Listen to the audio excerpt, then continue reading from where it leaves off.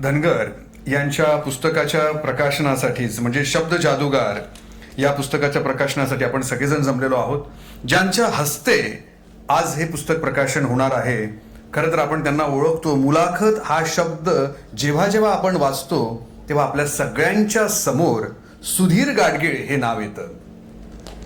अनेकांना बोलतं करणारं व्यक्तिमत्व म्हणजे सुधीर गाडगीळ सर. आता मगाशी चर्चा करत असताना ते म्हणाले, आमच्यापैकी एका जणाने सांगितलं की सर तुम्ही अनेकांना तुम्ही बोलायला लागले की ते घाबरत असेल. ते म्हणे अजिबात नाही, मी कधीही असं काही इतकं सहज हलकं फुलकं सर बोलतं करतात की बोलणाऱ्यालाही छान वाटतं. आणि सगळ्यात महत्वाचं ऐकणाऱ्यांच्या मनातले प्रश्न विचारणारे सुधीर गाडगीळ सर.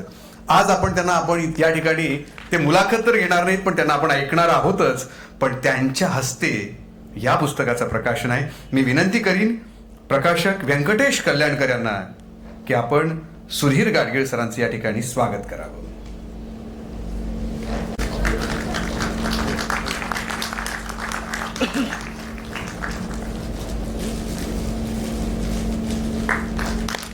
राजकीय, शैक्षणिक, सिने जगत यातील अनेक मान्यवरांच्या मुलाखती सरांनी घेतल्या आहेत. आपण सगळ्यांनी त्या पाहिल्या आहेत.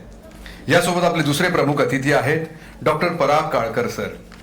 काळकर सरांनी आपण ओळखतो. ते सावित्रीबाई फुले पुणे विद्यापीठाचे कुलगुरू आहेत. शैक्षणिक क्षेत्रात सर्वोत्तम काम करणारे व्यक्तिमत्व म्हणून आपण सगळेजण त्यांना ओळखत असतो. त्यांचा परिचय आहे. मी विनंती करीन व्यंकटेश कल्याणकर यांना की आज आपल्यात उपस्थित असलेल्या डॉक्टर पराग काळकर सरांचं आपण या ठिकाणी स्वागत करावं, सन्मान करावा अशी मी कल्याणकरांना विनंती करीन.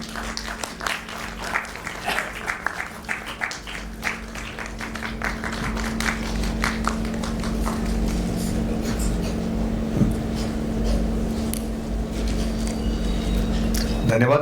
यानंतर आपल्यात उपस्थित असलेल्या ज्या फक्त लेखिका आणि वक्त्याच नाहीत तर गोदा काट, बीडी बाकडा, हर हर महादेव, गांधी टॉक्स, नाळ 2 या फिल्मचं सहाय्यक दिग्दर्शन ज्यांनी केलंय आणि आकाशवाणी आणि दूरदर्शनवरील अनेक मालिकांचं ज्यांनी लेखन केलंय, यासोबतच जे TV मालिकांवरती वेगवेगळे अवॉर्ड शोज होतात, प्रीमियर शोज होतात, त्यांचं लेखन ज्या प्रतिमा पंकज यांनी केलंय त्या आपल्यामध्ये आहेत.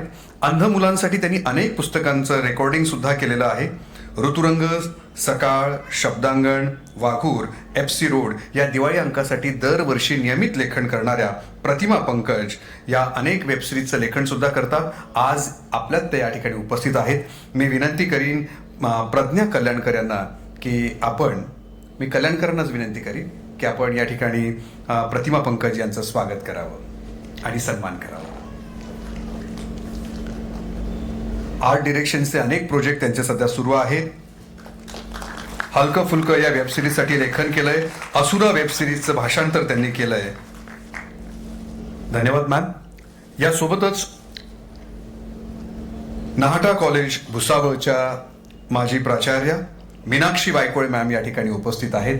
मीनाक्षी वायकोळे मॅम म्हणजे सुनील यांना घडवण्यामध्ये नाहटा कॉलेजचाही महत्वाचा वाटा आहे आणि आज मीनाक्षी वायकोळे मॅम या ठिकाणी उपस्थित आहेत.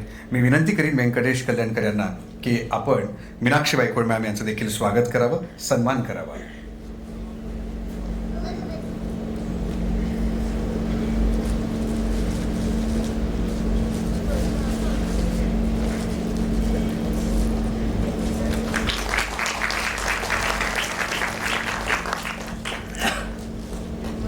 आपण जीवन जगत असताना प्रत्येकाच्या आयुष्यात असे वेगवेगळे प्रसंग येतात, संघर्ष येतात. त्यातून आपण खरं तर आकाराला येत जातो आणि अनेक गोष्टी आपल्याला नव्यानं शिकायला मिळतात.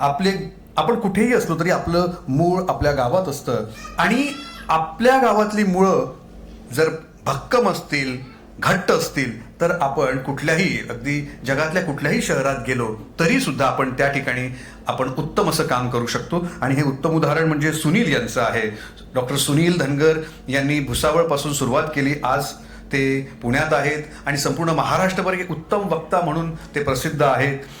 अशा सुनील यांच्या पुस्तकाचं आज प्रकाशन होतंय आणि आज त्यांचा आपण या ठिकाणी सन्मान करणार आहोत. मी प्रकाशक आणि कल्याणकर सर यांच्या सगळ्यांच्या वतीने मी गाडगीळ सरांनाही विनंती करेन की आपल्या हस्ते सुनील यांचा आपण एक सपत्नीक छोटा सन्मान या ठिकाणी करणार आहोत.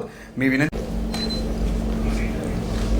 भारतीताई धनगर यांना मी विनंती करीन की त्यांनी देखील मंचावर यावं आणि आपण त्यांचा सपत्नीक या ठिकाणी सन्मान करूयात, अभिनंदन करूयात, टाळ्या वाजवूयात सगळेजण की एका अशा साधारण छोट्या कुटुंबातून आलेला मुलगा कुठेही हताश न होता, न्यूनगंड न बाळगता त्याची वाटचाल सातत्यानं सुरू आहे आणि आज त्याला आशीर्वाद देण्यासाठी विद्यापीठाचे कुलगुरू आहेत आणि यासोबतच शब्दांचे कुलगुरू सुद्धा सुधीर गाडगीळ सर या ठिकाणी आहेत. दोघांच्या उपस्थितीत आज आपण या ठिकाणी त्यांचा सन्मान या ठिकाणी केला आहे.